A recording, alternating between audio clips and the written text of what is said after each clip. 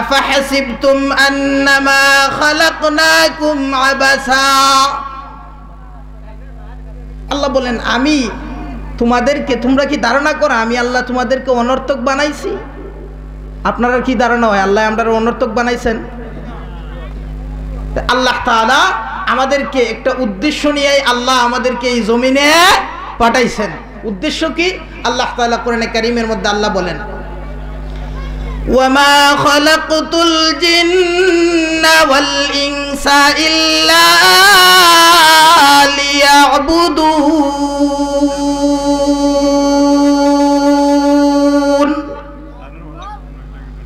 মহান আল্লাহ রাব্বুল আলামিন ঘোষণা করেন আমি আল্লাহ মানুষ আর জিন জাতিকে আমি আল্লাহ বানাইলাম আমার ইবাদত বندگی করার জন্য, গোলামি করার জন্য। আল্লাহ তাআলা আমাদেরকে এই পৃথিবীতে পাঠাইছেন আল্লাহর গোলামি করার জন্য। কবি বড় সুন্দর করে বলেন আয়েশা ইশরত কে লিয়ে দুনিয়া নহি, आयशो इशरत के लिए दुनिया नहीं, याद रख तू बंदगे मेहमान नहीं, याद रख तू बंदगे मेहमान नहीं। কবি বড় সুন্দর করে বলেন এই দুনিয়াতে আপনাকে আমাকে আল্লাহ তাআলা ভোগ বিলাসের জন্য, আরাম আয়েশে জীবন যাপন করার জন্য আল্লাহ আমাদেরকে পাঠান নাই। ইয়াদ রাখ তু বান্দাগে মেহমানেহি, স্মরণ রাখো, স্মরণ রাখো তুমি এই পৃথিবীতে তুমি কিন্তু মেহমান হয়ে আসো নাই, আল্লাহ তোমাকে এখানে পাঠাইছেন। ইয়াদ রাখ তু বান্দাগে মেহমানেহি, তুমি স্মরণ রাখো তুমি এই পৃথিবীতে বান্দা মানে গোলাম, তুমি হলে চাকর, তুমি এই দুনিয়াতে মেহমান হয়ে আসো নাই। মহান আল্লাহ রাব্বুল আলামিন আপনাকে আমাকে এই পৃথিবীতে আল্লাহ পাঠাইলেন আল্লাহর গোলামি করার জন্য, আল্লাহর গোলামি করার জন্য, আল্লাহ তাআলার গোলামি আপনাকে আমাকে শিক্ষা দেওয়ার জন্য। আল্লাহ তাআলা যুগে যুগে নবী রাসূলগণকে প্রেরণ করেছেন। এই ধারাবাহিকতায় আমাদের কাছেও একজন রাসূল পাঠানো হয়েছে কি হয়েছে না? আল্লাহ আমাদেরকে এমন একজন রাসূলের উম্মত বানায়ে প্রেরণ করেছেন যেই নবী হলেন আখেরি নবী। নবী বলেন আনা খাতামুন নাবিয়্যিন লা নাবিয়্যা বাদি, আমি হলাম শেষ নবী, আমার পরে আর কেউ নবী হবে না, আমার পরে আর কেউ নবুয়তি পাবে না, নবুয়তির দরজা বন্ধ হয়ে গেছে। রাসূল হলেন শেষ রাসূল, নবী হলেন শেষ নবী, আখেরি পয়গম্বর, এরপরে আর কেউ নবুয়ত প্রাপ্ত হবে না। যদি কেউ নবুয়তি দাবি করে সে নবী হবে না, বন্ড নবী হবে, ঠিক না আমার ভাইয়েরা? তো আল্লাহ তাআলা যুগে যুগে নবী রাসূলগণকে প্রেরণ করছেন আমাদেরকে আল্লাহর গোলামি প্র্যাকটিক্যাল নমুনা শিক্ষা দেওয়ার জন্য। আল্লাহ তাআলা যুগে যুগে নবী রাসূলগণকে প্রেরণ করছেন, ঠিক না আমার ভাই?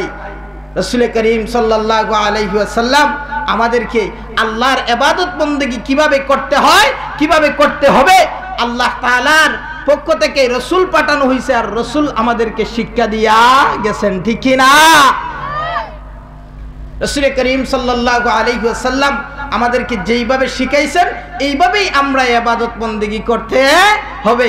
শুধুমাত্র নিজের মন মতো ইবাদত করলে এই ইবাদত আল্লাহর কাছে গ্রহণযোগ্য হবে? জোরে বলেন। নিজের মন মতো ইবাদত করলে এই ইবাদত আল্লাহর কাছে কশিন কালেও গ্রহণযোগ্য হবে না। আল্লাহর কাছে গ্রহণযোগ্য কিভাবে হবে, আল্লাহর কাছে কিভাবে কবুল হবে, এই কবুলটা কিভাবে হবে আল্লাহ তাআলা কিছু নিয়ম পদ্ধতি সিস্টেম আপনাকে আমাকে বাতাইয়ে দিয়েছেন, ঠিক না আমার ভাই? আল্লাহর কাছে ইবাদত বندگی কবুল হওয়ার একটা শর্ত হইল হালাল খাবার খাইতে হয়। কি খাবার? জোরে কোন না, আরো জোরে কোন। কি খাবার? হালাল খাবার। হালাল খাবার তো এটা হলো আরেক, আপনার আমার জন্য এটা আরেক মুসিবতের কারণ হয়েছে নাকি? ঘরে ঘরে সুদ কিস্তি অভাব নেই, ঠিক না? এই পরিস্থিতিতে আপনার আমার জন্য হালাল খাওয়াটা খুব কষ্টকর হয়ে যাচ্ছে, তাই না? সবগুলা আল্লাহ তাআলার কাছে যদি ইবাদত কবুল হইতে হয় তাহলে আপনাকে আমাকে কি খাবার খাইতে হবে? হালাল খাবার খাইতে হবে। খাবার যদি হালাল হয় এই খাবারের মাধ্যমে মানুষের শরীরে যে রক্ত মাংস শক্তি উপার্জিত হয়, এই শক্তি ন্যায়ের পক্ষে ব্যয় হয়, এই শক্তি ইসলামের পক্ষে ব্যয় হয়, ঠিক না? খাবারের মাধ্যমে মানুষের শরীরে যেই শক্তি উপার্জিত হয়, এই শক্তির মাধ্যমে যখন ইবাদত বন্দেগী করে তখন ইবাদত বন্দেগীর মজা আর স্বাদ উপভোগ করতে পারে, ঠিক কি না আমার ভাই? ঠিক তেমনি ভাবে হালালের যেভাবে একটা অ্যাকশন আছে, হারামেরও একটা অ্যাকশন আছে না নাই? ঔষধের ডেট থাকলে অ্যাকশন, আর ডেট গেলে গা রিঅ্যাকশন, আছে না নাই? যেই ঔষধ আপনার আমার জন্য, আপনার আমার রোগ নির্মূল করার জন্য আমরা খাই, এটা ডেট চলে গেলে এটা আপনার আমার জন্য আবার বিষে পরিণত হয়ে যায়, ঠিক কি না আমার ভাই? হারাম খাবার খাইলেও এটারও একটা পাওয়ার আছে, এর মাধ্যমে শরীরে যেই রক্ত মাংস শক্তি উপার্জিত হয়, এই শক্তি ইসলামের বিপক্ষে ব্যয় হয়, ঠিক না আমার ভাই?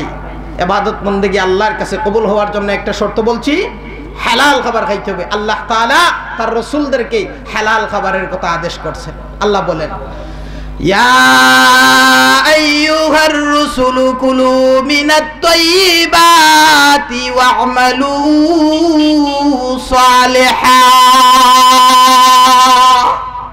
আল্লাহ তাআলা তার রাসূলদেরকে বলেন, কুলু মিনাত তাইয়্যিবাত, তোমরা হালাল বস্তু থেকে, ভালো বস্তু থেকে আহার করো, ভক্ষণ করো, ওয়া'মালু সালিহা, আর নেক আমল করো। হালাল খাবার আর নেক আমল দুইটার আল্লাহ পাশাপাশি উল্লেখ করছেন, বোঝা যায় একটার সাথে আরেকটার সম্পর্ক আছে না নাই? কি কোন আপনারা, আছে না নাই? আছে। এই যে মাদ্রাসা, এই মাদ্রাসা হলো কওমি মাদ্রাসা, ঠিক কি না? জনগণের অনুদানে এই মাদ্রাসাগুলো পরিচালিত হয়, ঠিক কি না? এই মাদ্রাসায় পড়ে কেউ সরকারের গোলামি করে না, কথা কয় না? এই মাদ্রাসায় পড়ে কেউ সরকারের গোলামি করে না। সরকার যেই থাক, ইসলামের বিপক্ষে হবে তো এই কওমি মাদ্রাসাওয়ালারা কথা বলবেই, ঠিক না আমার ভাই? এই যে মাদ্রাসা, কওমি মাদ্রাসা, এই মাদ্রাসার এটা হচ্ছে দারুল উলুম দেওবন্দের একটা শাখা, ঠিক কি না? দারুল উলুম দেওবন্দ প্রতিষ্ঠা করেছিলেন কাসেম নানতুবি রহমতুল্লাহ আলাইহি। যখন দেখলেন মানুষের অবস্থা, ইংরেজরা এমন ভাবে সবগুলা ধর্মীয় প্রতিষ্ঠান নষ্ট করে দিয়েছে, তারা এমন পায়তারা চালাচ্ছে, মানুষের ঈমান ধ্বংস করে ফেলছে, এক পর্যায়ে কাসেম নানতুবি কান্নাকাটি করতে করতে আল্লাহ পাক রব্বুল আলামিনের পক্ষ থেকে স্বপ্নে যুগে আদিষ্ট হইয়া এরপরে যেই মাদ্রাসা কায়েম করেছিলেন, এই মাদ্রাসার নাম হইল দারুল উলুম দেওবন্দ। আর এই দেওবন্দেরই একটা শাখা হলো আজকে আপনাদের শাইখশৌলা মাদ্রাসা। আমার ভাই, ওই বানিয়ে দারুল উলুম দেওবন্দ কাসেম নানতুবি রহমতুল্লাহ আলাইহি, গালেবান কাসেম নানতুবি রহমতুল্লাহ আলাইহিকে একবার দাওয়াত দিছে পুলিশ অফিসারে। কি অফিসার? জুরে কোন? কি অফিসার? Police officer. পুলিশও যখন দাওয়াত দিছে, কাসেম নানতুবি বলেন, ভাই আমি আপনার দাওয়াতে যাইতে পারতাম না। কাসেম নানতুবি রহমতুল্লাহ আলাইহি দাওয়াত কবুল করলেন না, তো পুলিশের কি বুঝতে বাকি আছে নি কি জন্য কবুল করছেন না? খানার মনে মনে জানা, বিচক্ষণ মানুষ বুঝতে পারছে। ওই পুলিশে অনেক সময় আছে ঘুষ খায়, সবাই খায় না। আমরা বাংলাদেশের পুলিশ বালা, ঠিক না? ও হ্যাঁ, তো এই পুলিশ অফিসারে দাওয়াত দিছে। কাসেম নানতুবি বলেন, ভাই আমি আপনার দাওয়াতে যাইতে পারবো। হুজুর কেন যাবেন না? কারণটা এটা, এই পুলিশ অফিসার বিচক্ষণ ব্যক্তি বুঝতে পারছে যে কাসেম নানতুবি রহমতুল্লাহ আলাইহিকে বলে, ওগো আল্লাহর ওলি, ও আল্লাহর ওলি, আমি আপনার কাছে ওয়াদাবদ্ধ হইলাম, আমি আপনাকে দাওয়াত খাওয়াইতে গিয়া আমার বেতনের, সরকার আমাকে যেই বেতন ভাতা দেয় এটা আমার জন্য হালাল, ঘুষ যেটা খাই এটা না হয় হারাম। আমি আপনাকে দাওয়াত খাওয়াইতে গিয়া যেই খরচাদি করব, যেই সদাই বাজার সদাই খরিদ করব, এগুলা আমি আমার বেতনের হালাল টাকা থেকে করব। সুবহানাল্লাহ। কাসেম নানতুবি বললেন, আচ্ছা ঠিক আছে, এই শর্ত মোতাবেক আমি রাজি হইলাম। আর আমরা যদি হইতাম তাহলে এত তালাশ করানোর সময় নাই, ভাই পুলিশে দাওয়াত দিছে, ঠিক না আমার ভাই? আসুন, বেশি বলতে গেলে আবার আপনারা বেজার হইবেন, বেশি বলতাম না। কাসেম নানতুবি রহমতুল্লাহ আলাইহিকে দাওয়াত দিছে, পুলিশ অফিসারে দাওয়াত প্রত্যাখ্যান করছেন। এরপরে যখন বেচারা বাইঙ্গা বলছে যে হুজুর আমি এই শর্তের উপরে আপনাকে দাওয়াত দিলাম, আমি আমার হালাল টাকা থেকে আপনাকে দাওয়াত খাওয়াইবো, হুজুরে বলেন আচ্ছা ঠিক আছে যাও, তোমার দাওয়াত কবুল। আল্লাহর ওলি ওই পুলিশ অফিসারের দাওয়াতে যখন গেলেন, পুলিশ অফিসার দাওয়াত দিয়েছে, দাওয়াতে যাওয়ার পরে যখন আল্লাহর ওলি ওই পুলিশের বাসায় খানা খাইলেন, রাত্রি বেলা খানা খেয়ে যখন আসলেন, এখন দেখা যায় অন্য দিনের মতো আর মুতালা করতে পারেন না, অন্য দিনের মতো আর ইবাদত বন্দেগী করতে ভালো লাগে না, পেটে ব্যথা শুরু হয়ে গেছে, পেট খারাপ হয়ে গেছে। পরের দিন দেখা যায় পুলিশ অফিসার সকালবেলা হাজির হয়ে বলে, ওগো আল্লাহর ওলি, আমার ভুল হয়ে গেছে, বেয়াদবি হয়ে গেছে, দয়া করে আমাকে মাফ করে দিন। কি হয়েছে ভাই, কি হয়েছে একটু খুলে বলো না। এবার পুলিশ অফিসার ব্যাখ্যা দিয়া বলে, ওগো আল্লাহর ওলি, আমি আপনার সাথে ওয়াদাবদ্ধ হয়েছিলাম, আমি আপনাকে দাওয়াত খাওয়াইতে গিয়ে যেই খরচাদি করব, এই সবগুলা আমার বেতনের হালাল টাকা থেকে করব। আল্লাহর ওলি গো, আমি আমার কথা মোতাবিক আমি কিন্তু হালাল টাকা থেকে সবগুলা খরিদ করেছিলাম। আমার স্ত্রী রান্না করতে গিয়ে ভুল ক্রমে হালাল টাকার কেনা লবণও ছিল, হারাম টাকার কেনা লবণও ছিল। আমার স্ত্রী তরকারি রান্না করতে গিয়ে হালাল টাকার লবণ রেখে ভুল ক্রমে হারাম টাকার লবণ থেকে তরকারিতে লবণ দিয়া দিছে। মুসলমান ভাইরা রে, আমার বুঝানোর উদ্দেশ্য হলো, আল্লাহর ওলি কাসেম নানতুবি রাহমাতুল্লাহি আলাইহির যদি এই অবস্থা হয়ে যায়, তাহলে আপনি আর আমি মাসের পর মাস, দিনের পর দিন, সপ্তাহের পর সপ্তাহ আমরা অনেক সময় হারাম খাবার খাই। এবার বলেন না, আপনি আর আমি ইবাদত করতে গেলে ইবাদতে কেন মজা পাই না? আপনার আমার বিচার আপনি আমি নিজে করলেই পেয়ে যাব। অনেক সময় মসজিদে গেলে ভালো লাগে না, নামাজ পড়তে ভালো লাগে না, সেজদা দিলে ভালো লাগে না, আছে না নাই? অনেক মানুষ তো আমরা এমনও আছি, মসজিদে যাওয়ার পরে একটু অশান্তি শুরু হয়ে যায়, আছে না নাই? কথা কন না? এমন মুসল্লি আমরা বাংলাদেশও নাই। আপনাদের সাইড চলায় নাই, তবে বাংলাদেশে আছে বিভিন্ন জায়গায়। এমন অশান্তি আলা মুসল্লি আছে না নাই? 1 মিনিট 2 মিনিট বেশ কম হইলে চিল্লা চিল্লি হাউমাউ শুরু হয়ে যায়, ঠিক কি না আমার ভাই? আবার কিছু মুসল্লি আছেন, মুরব্বী টাইপের কিছু মানুষ আছেন, বাচ্চারা মসজিদে আসলে তোর বাপেনি নামাজ পড়ছে রে, আছে না নাই? আছে না নাই?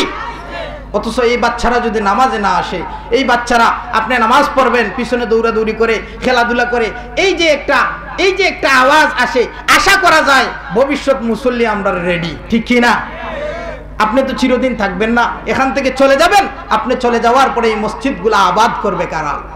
এই বাচ্চারা যদি মসজিদে এসে যদি মসজিদ না চিনে, তো এরা তো মসজিদ রেখে মন্দিরে যাবেই, ঠিক কি না?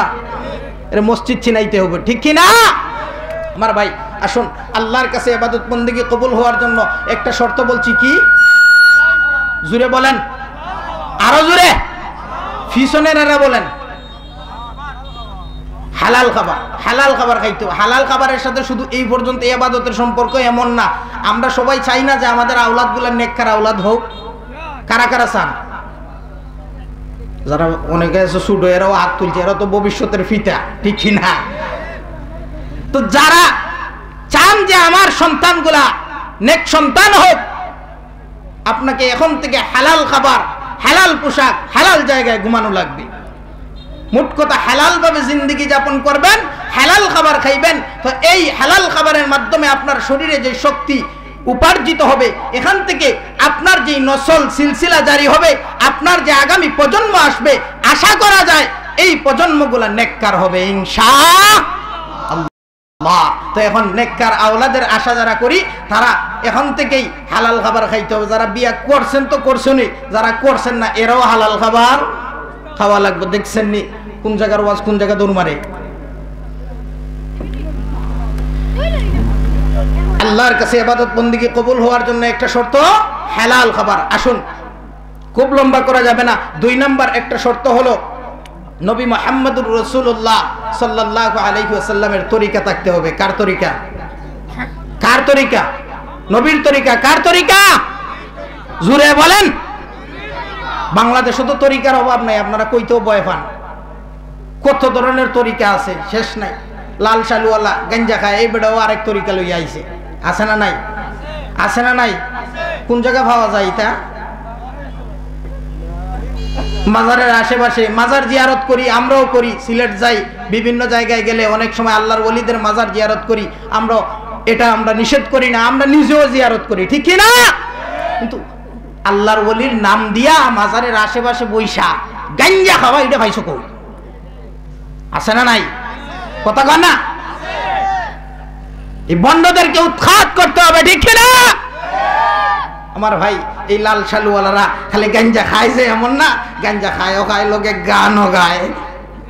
আছে না নাই? জোরে কয় কি তা করে ভাই? মুসলমানও বেশি বেশি গাঞ্জা ঠানো। ওরে ভাই মুসলমানও বেশি বেশি গাঞ্জা ঠানো, আখিরাতে সবই পাইবা, গাঞ্জা পাইবা না। জোরে এখন, আরো জোরে। ওরে ভাই মুসলমানও বেশি বেশি গাঞ্জা টানো, আখিরাতে বললে সব পাওয়া যাইব, গাঞ্জা পাওয়া যাইত না। লাগে জনমের মতো খা। আমার ভাই, এইভাবে করে আমরা যদি এই তরিকা, নবীজির তরিকা থাকতে হবে। নবীজির তরিকা বাদ দিয়া এই পৃথিবীর অন্য কারো তরিকা দিয়া আল্লাহর কাছ থেকে নাজাত পাওয়া, জুরে কোন? এই পর্যন্ত তো শেষ না, এই পর্যন্ত শেষ না ভাই। আরো কত কি, কত ধরনের কথা, কত ধরনের গান বাদ্য আছে, আছে না নাই? অনেক অনেক গান আছে যেগুলোর মাধ্যমে শিরিক হয়, ঈমান চলে যায়, এটা আমরা টেরও পাই না। থালের টেলায় মারে, টের পায় না। তো কার তরিকা থাকতে হবে? নবীর তরিকা। আল্লাহর হাবিব সাল্লাল্লাহু আলাইহি ওয়াসাল্লাম বলেন, সাল্লু কামা রাআইতুমুনি উসাল্লি। আল্লাহর হাবিব সাল্লাল্লাহু আলাইহি ওয়াসাল্লাম বলেন, সাল্লু কামা রাআইতুমুনি উসাল্লি। আমাকে যেইভাবে নামাজ পড়তে দেখছো ঠিক সেইভাবে নামাজ আদায় করো। আল্লাহর হাবিব সাল্লাল্লাহু আলাইহি ওয়াসাল্লাম থেকে সাহাবায়ে কেরাম সরাসরি প্র্যাকটিক্যাল নামাজের নমুনা, প্র্যাকটিক্যাল নমুনা শিক্ষা গ্রহণ করছেন। নবীজি শিক্ষা দিয়ে গেছেন, এক রাকাতে সিজদা হবে কয়টা? এক রাকাতে সিজদা কয়টা? দুইটা। এখন সিজদা হলো ভালো কাজ, নিঃসন্দেহে সিজদা খুব ভালো কাজ।